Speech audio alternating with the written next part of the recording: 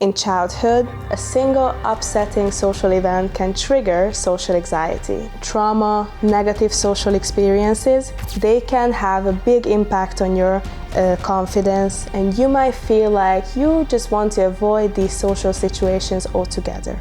It is really important to note that social anxiety exists on a spectrum. We have 3 questions you have to ask yourself to distinguish shyness and social anxiety. Research shows that people with social anxiety are at greater risk of developing substance misuse than people with non-anxious personality. I'm gonna share some exercises that you can practice. After you accepted the feeling, you labeled your thoughts, now it's time to act. So you're not weird for doing this. You are just wired for overthinking, but you can rewire it. Hi guys, you're listening to MasterEQ's podcast. Today we are gonna be talking about social anxiety because so many of us experience it, but do we really know what's it about? We are gonna dig deep into this topic and show you practical tools from a professional viewpoint, but making it digestible for you. What is social anxiety, you might ask? By definition, it's an intense anxiety or fear of being judged, negatively evaluated in social situations. You can see that so many people are feeling like they are judged in these situations, these social situations, and that's why maybe they try to avoid it. So, what are the symptoms of social anxiety, you might ask? First of all, there is anticipatory anxiety. It means that you worry or ruminate days or weeks before a social event, and you fear that in that situation you are going to be judged. So you have this intensive fear before even the event ever happens. And then you have the fear of evaluation. So you have this intense concern about being judged, embarrassed, or humiliated in this social situation. That might lead to avoidance. You will avoid these social situations maybe altogether because you feel like you are just going to embarrass yourself, so why bother? And then you have the physical symptoms. You will feel your heart rate is going really fast. You might blush and you sweat, tremble. Your voice is like really trembly. Those are the symptoms of normal anxiety too, but in social anxiety, you feel this in social situations. And then you have the post-event rumination. You are going to excessively analyze yourself, you self-criticism, and after every social interaction, you're just going to question yourself, did I do the wrong thing? Did I say the wrong thing? So this rumination is almost non-stopping. It is really important to note that social anxiety exists on a spectrum. So you might feel butterflies before meeting a new person and before talking in a really big group. That's really normal. You don't have to be concerned because that's a common human experience. But if it impedes your daily life and you struggle to even say hello to your colleague, that might lead to social anxiety disorder. But how do you distinguish social anxiety and introversion? So for introverted people, solitude is actually energizing. They choose it. They prefer to be alone than to be in like a really big gathering and in a social situation. So they might find these social situations a little bit draining. They have lower social energy, but they are fine with that. They don't feel panicked when they are alone. They are not experiencing that huge fear. As when you have social anxiety, you might feel like you really, really want to connect to these people. You want to be their friends. You want to talk to them, but you have this insane fear of being judged or being misheard or being just embarrassed in these social situations. We have 3 questions you have to ask yourself to distinguish shyness and social anxiety. How much does it interfere with your life? How intense is the fear? Does it lead to avoidance behavior? Okay, let's talk about how social anxiety develops. So, in childhood, a single upsetting social event can trigger social anxiety. If you are ridiculed in class, everybody is laughing at you, your brain might interpret that as like a really dangerous situation. And that's gonna lead to avoidance of every social situation that you experience.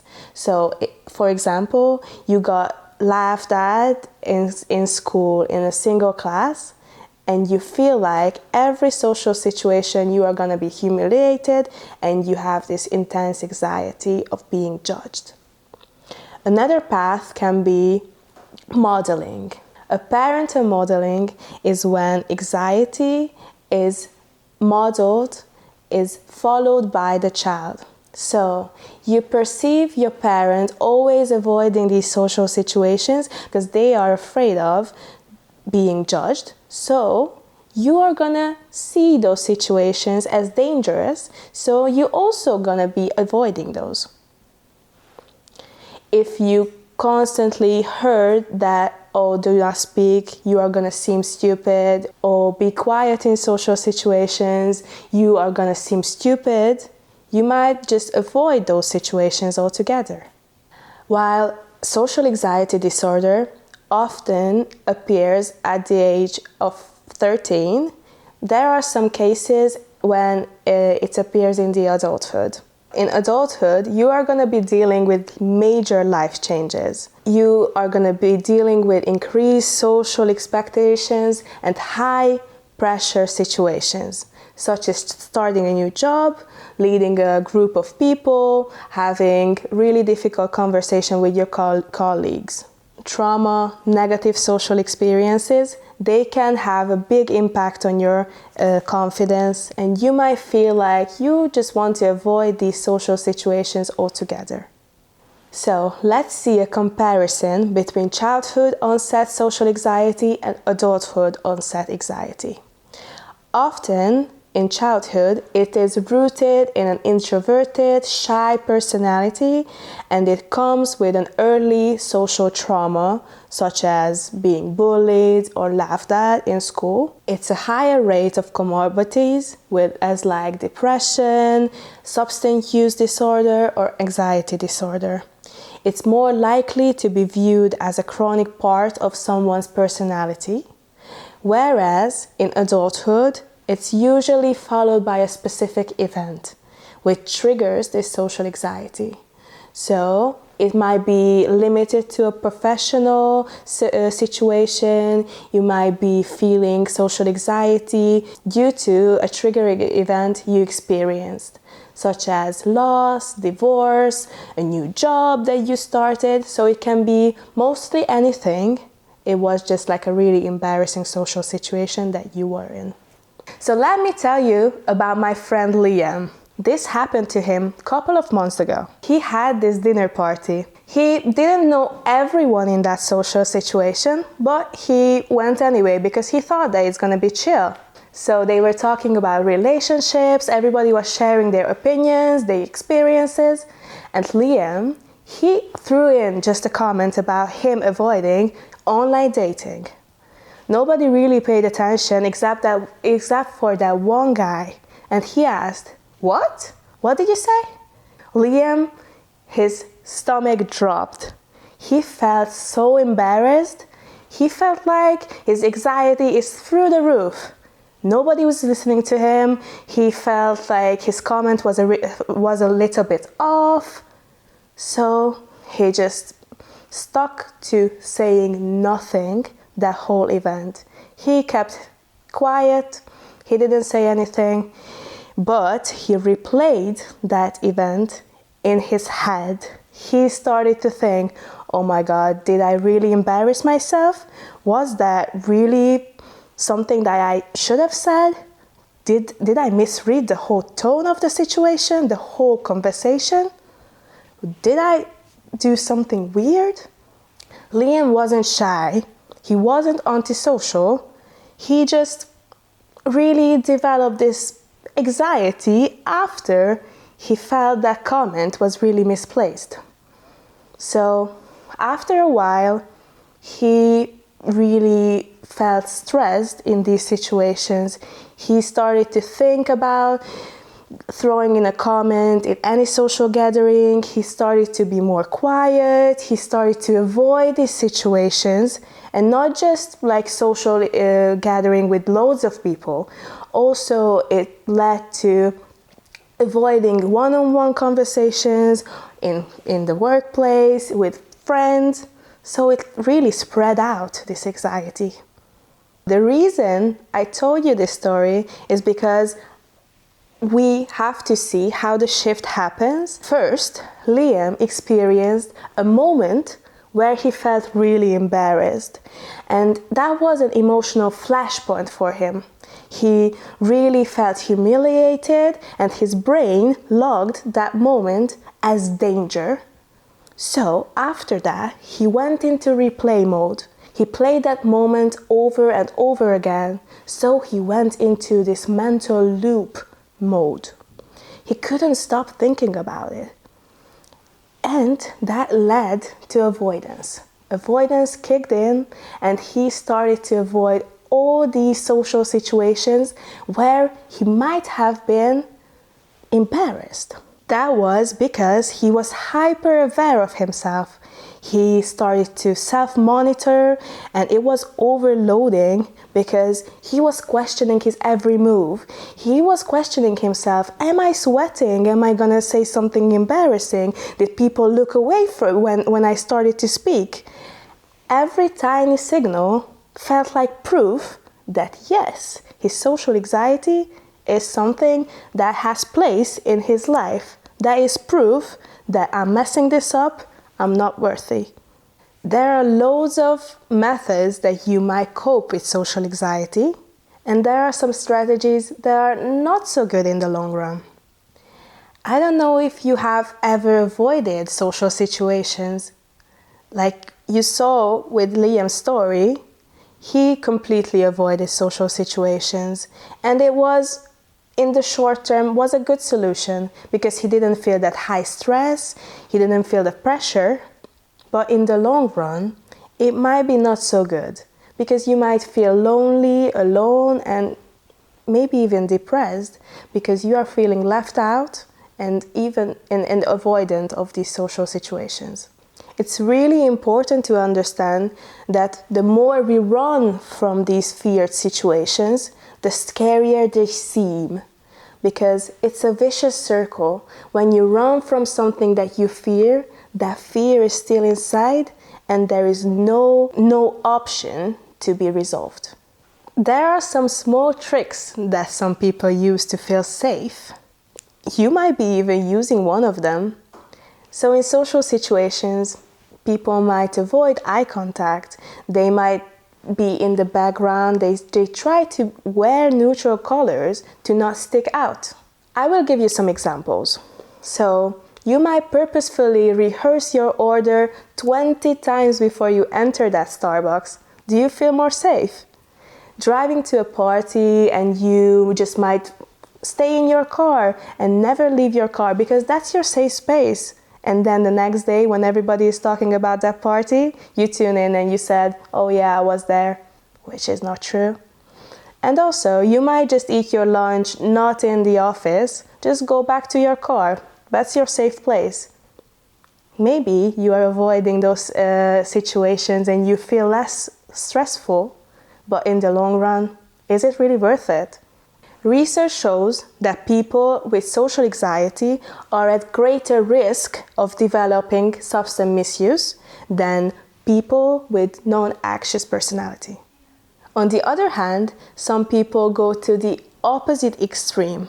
They act overly joyful, they joking excessively, they are extremely outgoing to cover up that anxiety inside.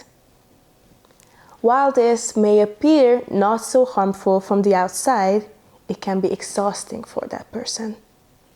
Why don't these strategies work? Because none of them addresses the root, the anxiety, the problem.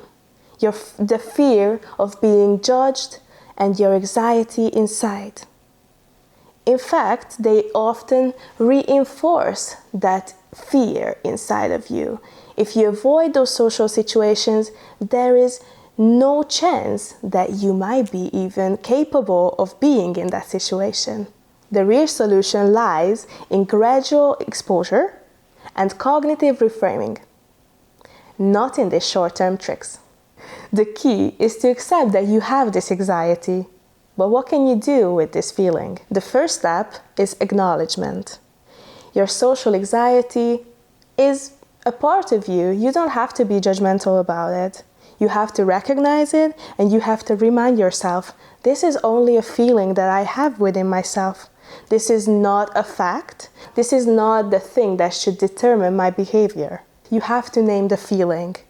Silently acknowledge that you feel this anxiety in that moment. For example, if you notice your heart is pounding, you're sweating, you're blushing in that social situation, just accept it.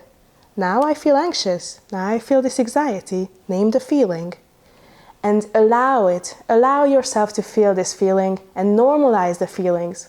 You can tell yourself, yes, in social situations, I feel anxious. I'm okay with that. Remind yourself, it's really normal to feel this way because that situation matters to you. It matters to you how others perceive you, so it's totally normal that you feel a little anxious. Step 2 is separating from these anxious thoughts. So anxiety isn't just feelings in your body, but also these negative thoughts in your mind. You might recognize them feeling like your mind is saying, everybody is judging me, I'm going to mess up, people will think that I'm awkward. So these are your thoughts in your mind, but these thoughts are not 100% true. When we are fused with these anxious thoughts, it feels like they are actually the truth. But if we take a step back, and we distance ourselves with these thoughts, we might take control of our actions and we might act differently because these thoughts are not equal to the reality. The goal is not to argue with these thoughts or force yourself to think overly positive. It's to create a mindset where you can notice you are having these thoughts and you can detach yourself from these thoughts and act differently. I'm going to share some exercises that you can practice. The first exercise can be labeling your thoughts. When a negative thought pops up in your head, you might say, I'm having these thoughts that, for example, everybody here thinks I'm really awkward. You have to say, I am thinking that everybody here is thinking that I'm awkward. So you might notice the change because you are labeling the thought and you're also sitting in the discomfort.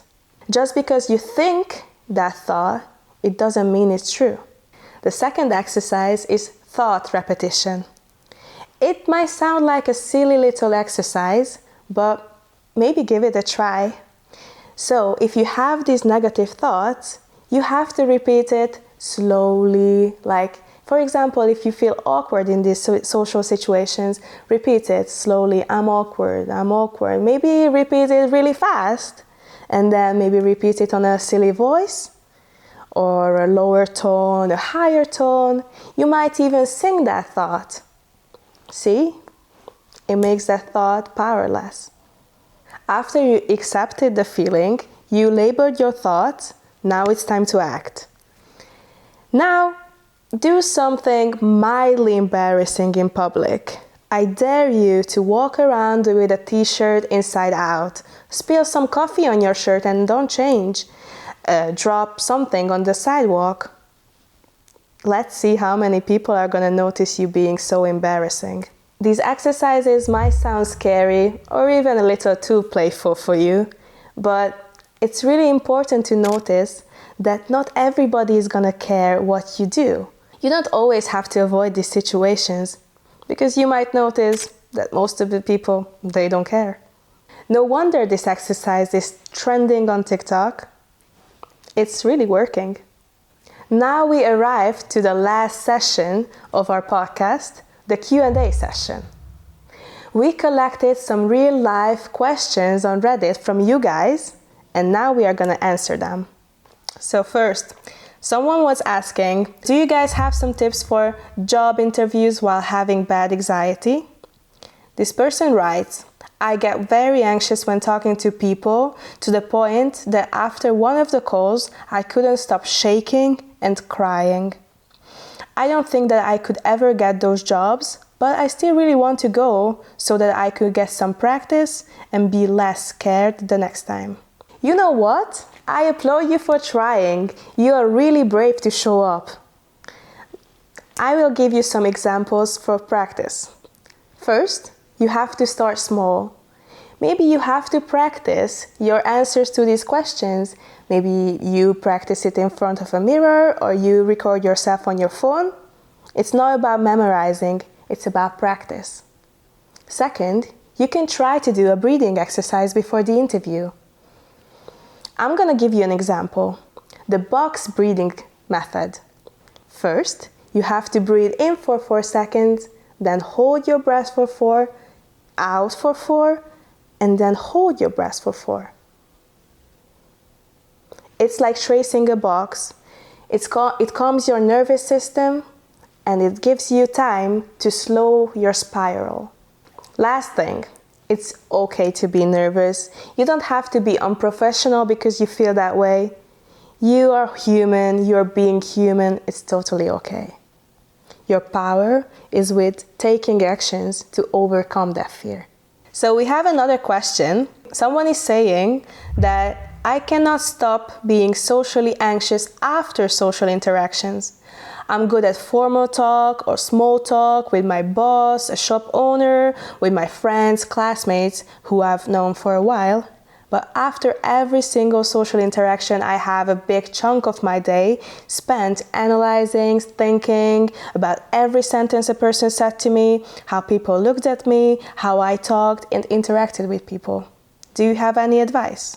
So you are in luck because we do have an advice for you.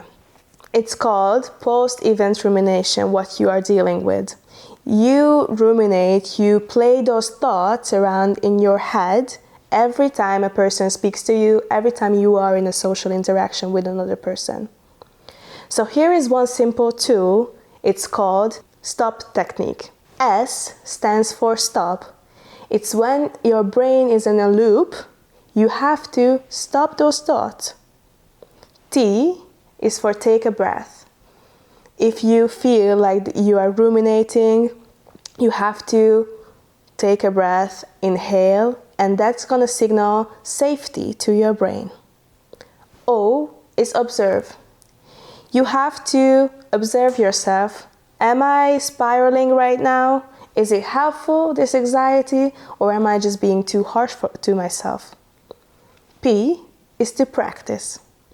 Practice new thoughts. Something like, I am my best self. This moment is over. I don't have to ruminate. I don't have to think about it over again. So you're not weird for doing this. You are just wired for overthinking. But you can rewire it. So we have another question today. Somebody asked, how do you actually stop caring about what other people think and how do you cope with social anxiety? I feel like I can't ever cope with my social anxiety or stop caring about what other people think no matter what. Let me start with this. Nobody fully stops caring. We are wired to care what other people think about us. It's part of being human. Let's talk about something called spotlight effect. It's like a mental illusion. You think that everybody is watching you, everybody is caring what you're doing, but it's not the reality. Most people are too focused on themselves, just like you are. And there is a little question I love. Ask yourself, even if they judge me, what would happen? Most of the time, the answer is nothing. Also, you never really know. The person you are afraid that's gonna judge you, they might also struggle with social anxiety. so you're never alone. Social anxiety is not something that you fix overnight. It's definitely not a straight line. You will have good days and some random days when you feel this anxiety is over the roof. It's too much. That's part of your process. What helps is noticing those moments with compassion and with patience. Try to be a good friend to yourself. Talk to yourself the way you would talk to a good friend with these problems, with no judgment and a bit of patience. And over time, if you keep gently pushing yourself, saying yes to things, even if it's a little uncomfortable for you, it gets easier. Not perfect, not gone, but way less in control. Eventually, you will find that fear is still there, but it doesn't decide what you do anymore. And honestly, that's progress. Could you relate to this episode, or do you know anyone who struggles with social anxiety? If yes, be sure to comment your experience or send it to that person who needs it. We've got more episodes coming to you very soon, so stay tuned and subscribe to our channel. We have an app called MasterEQ. If you want to be more self-aware or develop your emotional intelligence, that app is for you. Be sure to check out our app through the link in our bio.